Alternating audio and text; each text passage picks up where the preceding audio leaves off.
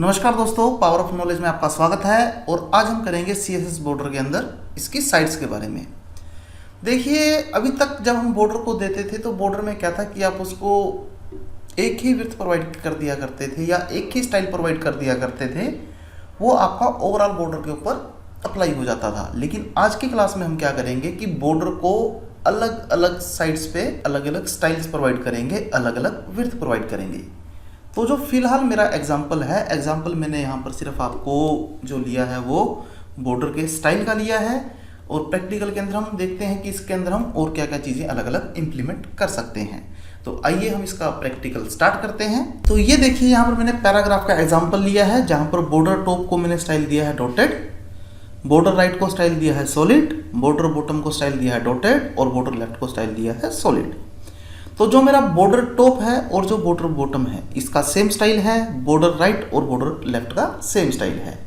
तो मेरे एग्जांपल के अंदर जो बॉर्डर टॉप है ये डॉट के अंदर रिप्रेजेंट होगा, बॉर्डर बॉटम डॉट के अंदर रिप्रेजेंट होगा, बॉर्डर राइट आपका सॉलिड के अंदर और बॉर्डर लेफ्ट जो है आपका वो भी सॉलिड के अंदर यहाँ पर रिप्रेजेंट होगा। तो हम इसको देख लेते हैं कि हम इसको HTML प्रोग्राम के अंदर कैसे रिप्रेजेंट करेंगे। मैं अपने टेक्स्ट एडिटर के अंदर गया, एक लाइन मैंने जस्ट लिखी हुई है पैराग्राफ में सॉलिड बॉर्डर। मैं अपने ब्राउज़र पे जाता हूँ, अगर मैं आउटपुट देखता हूँ तो मेरे पास जस्ट एक सॉलिड बॉर्डर की आउटपुट रिप्रेजेंट हो रही है। अब मैं क्या करता हूँ, मैं स्टाइल के अंदर जाता हूँ, यहाँ पर P एलिमेंट सेलेक्टर को स्टाइल दे देता हूँ। जैसे मैंने दे दिया बॉर्डर टॉप।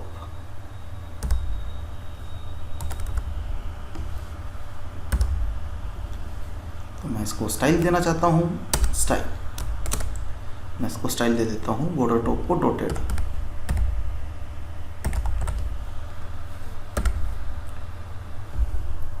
इसी तरह से बॉर्डर बॉटम को भी मैं डॉटेड दे देता हूं।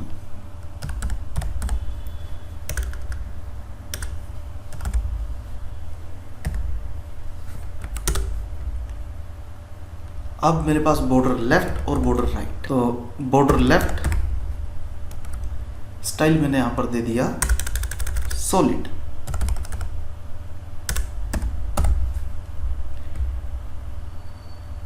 इसी तरह से बॉर्डर राइट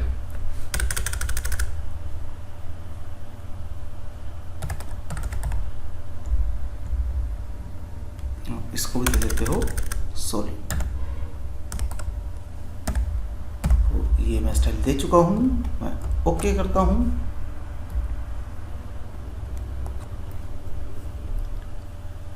तो जैसे ही आपने अपने पेज को रिफ्रेश किया तो आपके सामने आउटपुट आपकी रिप्रेजेंट हो गई कि आपको किस तरह का वो स्टाइल आ रहा है। अब देखिए, मैं कहता हूं कि मैंने यहाँ बॉर्डर दे तो दिया, लेकिन इनके साथ साथ मैं बॉर्डर को कलर भी देना चाहता हूँ। तो उसके लिए आपको पता है आप बॉर्डर कलर प्रॉपर्टी का यूज़ करते हो। तो मैं यहाँ लेता हूँ बॉर्डर कलर। बॉर्डर कलर मैंने ले लिया ब्लू। सेव। मैं अगेन अपने पेज पे गया, रिफ्रेश किया तो मेरा जितना भी बॉर्डर है वो ब्लू के अंदर आ गया। मैं कहता हूँ मुझे बॉर्डर ब्लू के साथ बॉर्डर विड्थ का भी यूज़ करना है, बॉर्डर विड्थ। और विड्थ मुझे लेनी है 10 पिक्सल। सेव। मैं अगेन ब्राउज़र पे गया, रिफ्रेश किया तो मेरा बॉर्डर उसी हिसाब से यहाँ पर इसने रिप्रेजेंट कर दिया। लेकिन अब मैं कहता हूँ कि यार ठीक है, मेरी टॉप और बॉटम की तो विड्थ है वो ठीक मुझे लग रही है, लेकिन जो मेरे पास लेफ़्ट और राइट है यहाँ जो विड्थ है वो इस हिसाब से कम, मतलब मुझे यहाँ पर उसकी कम विड्थ को यूज़ करना है। तो उस केस में हम क्या करेंगे, मैं अपने एडिटर में जाऊंगा और यहाँ पर मैं बॉर्डर लेफ्ट विड्थ कितनी लेना चाहते हो, 5 पिक्सल। ओके। तो ये देखिए, मैंने बॉर्डर लेफ्ट विड्थ को 5 पिक्सल कर दिया है। और मैं जैसे अपने पेज पे मैंने रिफ्रेश किया तो मेरी लेफ़्ट की विड्थ कम हो चुकी है। इसी हिसाब से अब मैं राइट की विड्थ को भी कम कर सकता हूँ। तो मैं इसी कोड को कॉपी पेस्ट करता हूँ और यहाँ लिख देता हूँ बॉर्डर राइट विड्थ। आपने एक चीज का ध्यान यहाँ पे जरूर रखना है जब आप टेक्स्ट को करते हो कि अगर आप बॉर्डर को ओवरऑल विड्थ दे चुके हो, उसके बाद आप लेफ्ट और राइट दे रहे हो, देन ओके।